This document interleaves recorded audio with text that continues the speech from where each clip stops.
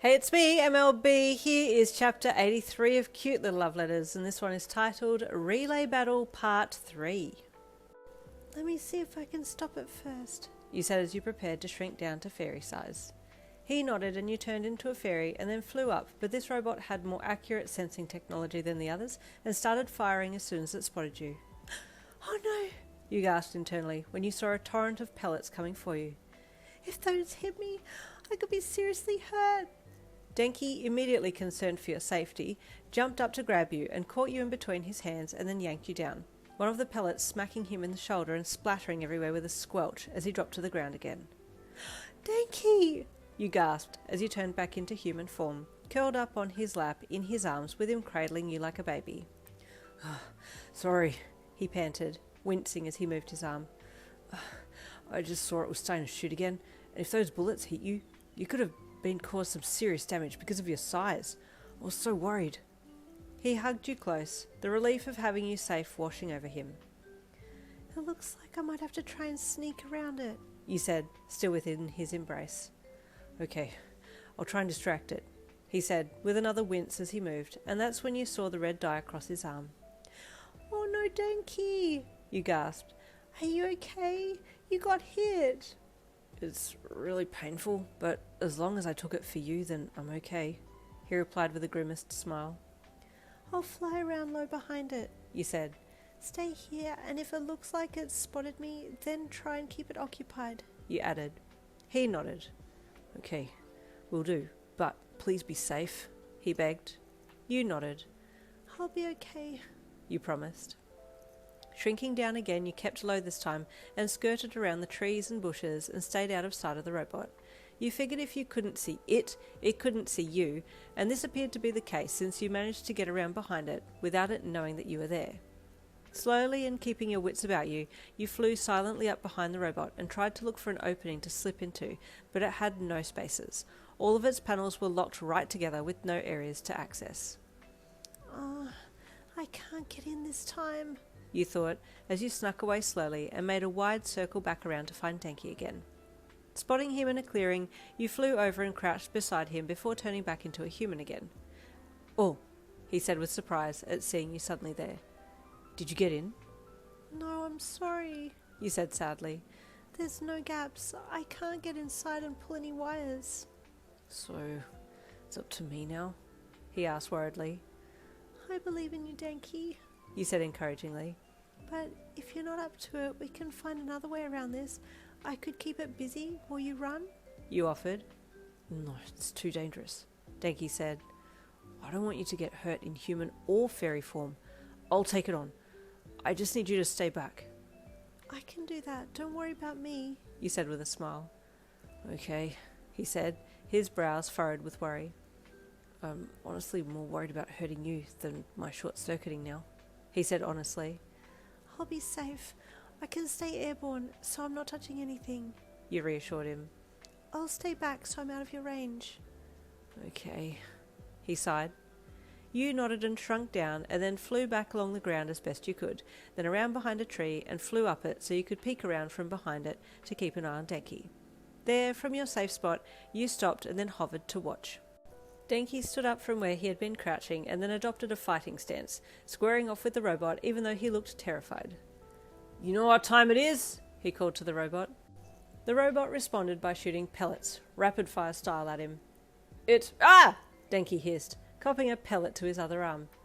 Okay, no time to banter. I have to do this! Throwing his hand out, he discharged quickly, his quirk shooting lightning from his hand in the direction of the robot and zapping it pretty firmly. The robot twitched slightly and its aim swiveled off kilter. A little more, you thought, scrunching your nose as you willed for the robot to give up. Come on, Denki hissed, pushing out some more electricity. 10,000 volts, he shouted. Suddenly his area of impact widened and the air around you filled with static. The robot that had been once shooting pellets so confidently was now jerking around wildly and then made loud buzzer noise and collapsed, signalling for Denki to stop. But unfortunately he had now overdone his quirk and was standing there staring off into nowhere. Denki! You called as you flew over and turned into human form, getting to him just as his short-circuiting effect kicked in. Way, Denki warbled, punching his thumbs up at you. Oh, are you okay? You asked sadly. It's okay. You're safe now, and you stopped the robot, so well done. Way, he sung again, snot dribbling down his face. You're still so cute, you said as you kissed his cheek and kept a firm hold of his arm to stop him wandering off. It's okay. We'll wait here until you recover. The others can't be far away now. Yin, you heard someone call, and you looked up and around but couldn't see anyone. We're here, you called back. You're not far from the base, the voice said, and you recognized it as Shihai, your classmate who could merge with anything dark. Shihai, you called. Where are you? I am one with the shadows, he replied cryptically. Momo sent me to look for you, and she deducted that you would be close by, and we heard shots being fired. Yes, we're okay now. Denki stopped the robot, but... You looked at Denki beside you as he twitched and made erratic movements. He's just recovering from his quirk at the moment. I'll try and lead him. Can you tell me which direction to go in? This way, Shihai said, suddenly poking his head out from the shaded side of a tree nearby. You jumped with fright, which he appeared to enjoy, having a slightly sly and sadistic side to him. Thank you. I might be a little slow, you said, trying to encourage Denki to walk in the direction you wanted to go. It was slow going, but then you started moving more purposefully as Denki was gaining his cognizance again. I'm sorry, he said sadly once he had regained his voice. You don't need to apologize. You did well, you said to him. Thank you for stopping the robot. You've helped our whole team. Oh, that's good, he replied, keeping up beside you now and switching to holding your hand. It wasn't long till you found your relay group and handed the baton to Ida.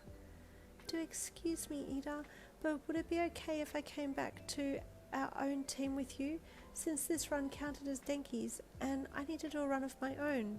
You said with a polite bow. Ah, of course, Ida said with a bow in return. Please, allow me to take you back. I can shrink down if it makes it easier. My quirk is to be able to turn to a fairy. I'm half fae, you said with a smile. Oh, he replied, what a marvellous quirk. It does not matter to me. Go, babe, eat her it, Denki said with a grin, then stopped. Oh, babe, maybe it would be better if you stay in human form. That way you can give him directions, Denki offered. Oh, good point. We dropped a lot of mushrooms on the way for aid in directions, you said. Okay, human form it is. Okay, guys, go, go, Momo said urgently. We're losing time. True, you gasped, jumping up onto Ida's back. Okay, go, you said urgently, and he took off running. Denki watched you and Ida disappear into the bush and smiled to himself. She told him that she was half fae. That's the first time I've ever heard her voluntarily tell someone her heritage. You and Ida flew back through the bush, and you were moving so fast that you almost missed your mushroom markers, but you still managed to spot a few, and in a matter of seconds you were back to your other team, and Ida passed the baton to Komori. We took out all the robots, you said to her as you jumped from his back. So you don't have to worry, unless they've put out more, but we didn't see any on our way over. Okay, she said, taking the baton and turning to the bush. I'll be going now. I'll follow my mushroom babies. Good luck, Komori, you shouted as she left, your cheer being backed by your teammates. We love the teamwork between Class 1A and Class 1B. I'll see you tomorrow for Chapter 84.